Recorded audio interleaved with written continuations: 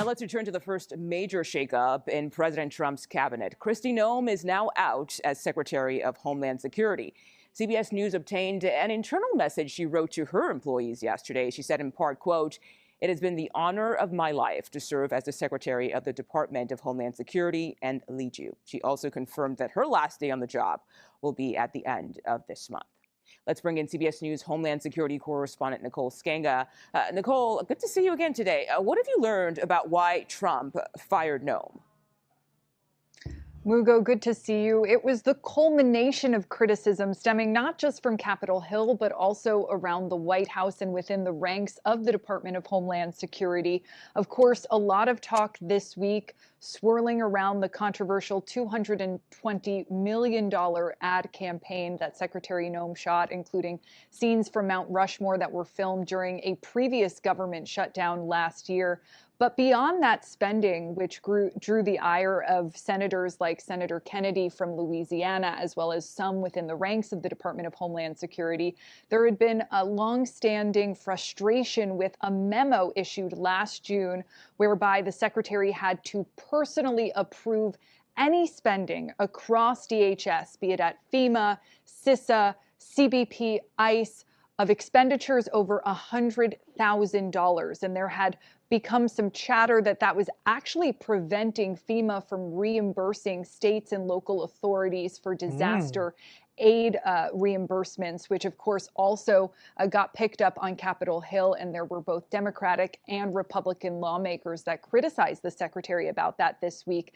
This also coming on the tail end of Operation Metro Surge, of course, in Minneapolis. A lot of concerns not only about the number of sweeping arrests that took place in Minneapolis, but how they were carried out. And of course, the fatal shootings of two American citizens, Renee Good and Alex Preddy, not to mention how the Department of Homeland Security worked or didn't work with local authorities to help carry out those investigations, which are now being led by the FBI. On top of all of this, we learned that this week, the Senate Homeland Security and Governmental Affairs Committee has launched an investigation into allegations by the department's Inspector General that DHS took formal steps to try to shut it out of classified systems in order to perform some of its own investigations and audits into DHS programs. So certainly there's a lot here. A lot of stuff. So at the end of the day, at least how I feel is some politics feels like it's just a big popularity contest. If there's too many people who are against you or upset with what you're doing, then they're going to get you out of there. Now, there's some crazy situations going on, especially having to approve the FEMA money or some of the FEMA money if it's over 100,000, and some people are getting backed up with so much natural disasters going on that were happening. It's a crazy situation. Let's keep going. One source telling me that Secretary Noam simply ran out of friends in Washington, that her last friend was sitting at the White House, President Donald Trump, who of course made the decision early yesterday to replace Noam. And so now what comes next for Secretary Noam? Can you tell us more about the man who is now tapped to replace her?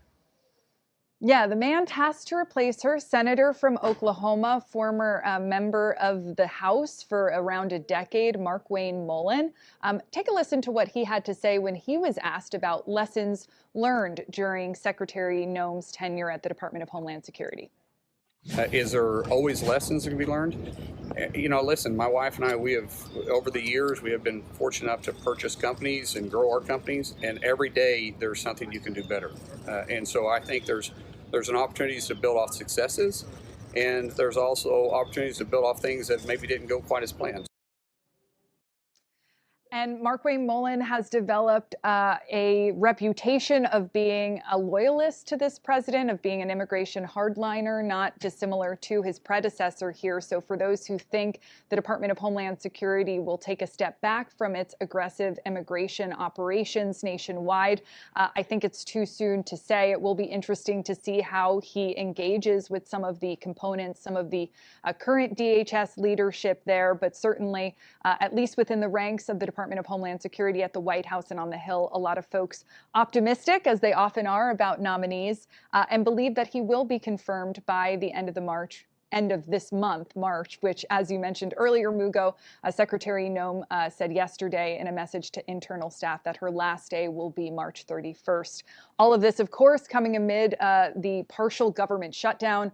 We should remind our viewers that the Department of Homeland Security is limited to just essential personnel right now, as well as some immigration operations. But the Coast Guard, the Secret Service, the Office of Countering Weapons of Mass Destruction, just to name a few, the top cyber defense agency, CISA, so many of the workforce now operating without a paycheck. So this is certainly a department in disarray at the moment. Yes. Now, like they said, he has to be confirmed. So we'll see if he will be confirmed later on at the closer to the end of this month when her time is over with. Let's go over into one more video just to get a little bit more information. Shakeup at the Department of Homeland Security. Secretary Kristi Noam is on her way out. President Trump has already named his choice for a successor. President Trump fired Noam following a fiery week of testimony on Capitol Hill. Christina Fan joins us live now in studio with the latest on this. Christina. Well, Mary and Doug, Senator Markwayne Mullin is set to become the new Homeland Security chief at the end of this month, pending Senate confirmation. The Oklahoma Republican is an immigration hardliner who will need to rebuild trust in a department that's been under fire. Kristi Noam's tenure as DHS secretary has been full of controversy, including her handling of the Minneapolis immigration crackdown, which led to the fatal shootings of 2 U.S. citizens. She was roasted at a Senate hearing earlier this week about rumors of an affair with aide Corey Lewandowski and her agency's use of administrative warrants to search homes and private property. But the final straw for President Trump appeared to have been over a controversial ad campaign. At the cost of $220 million, the commercials began airing last year, the biggest contract going to a company run by the husband of Noam's former spokesperson. Noam's departure was seemingly welcomed on both sides of the aisle. When both sides are agreeing that you are doing an awful job. And as soon as we had that, I don't really have much to say about Renee Good, but Alex Peretta, as soon as he died, they immediately said that he had a gun and and basically that he was about to hurt the officers. That's what they ran with immediately. But the video came out and it was nothing like they said. I knew immediately from that fact that, oh, yeah, someone's going to get fired.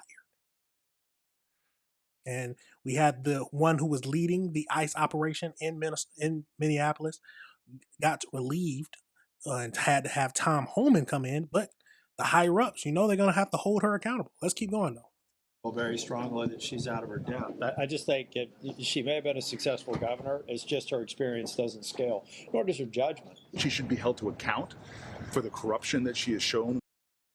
Noam's replacement, Senator Mullin, is a former businessman and mixed martial artist. Shortly after President Trump named him to the role, Mullin said his focus will be to keep the homeland secure.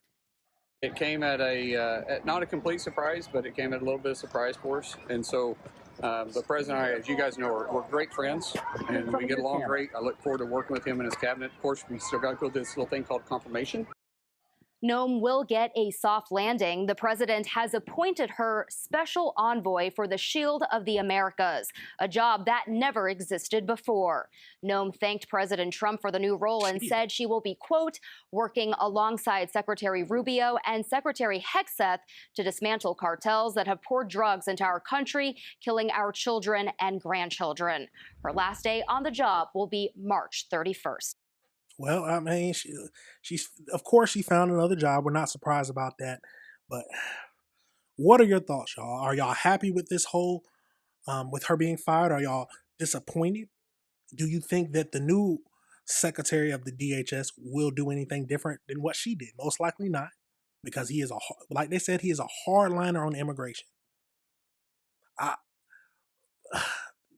One of the biggest problems to me is them not working with the federal, with the local authorities to investigate some of these deaths. If she would have done that, that could have saved her, at least in my thinking. But some people might say I'm completely wrong. But let me know your thoughts on this situation, y'all. Let me know if you disagree with anything I said.